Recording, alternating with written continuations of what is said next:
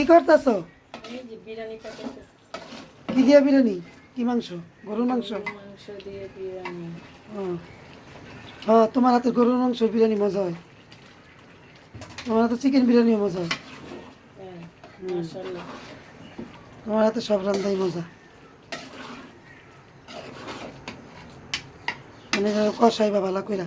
হুম, বাসুর শ্বশুর বাড়ি থেকে মেহমান আসছে, এদের জন্য রান্না করতেছি, আপনাদের জন্য করতেছি। ও, করো। হ্যাঁ, বাসুর শ্বশুরবাড়ি লোকজন আসছে করে না খাওয়াইলে তো মান সম্মান থাকবো না। পরে দেশে গিয়ে আবার বদনাম করবো যে পুত্রা বাসায় গেছিলাম কি খাওয়াইছে। হুম, দুপুরে খাওয়াইছে ইলিশ মাছ, তারপরে লাউ ডাল, ইলিশ মাছ পটল দিয়া আলু দিয়া, ঢেঁড়স ভাজি। ঢেঁড়স ভাজি।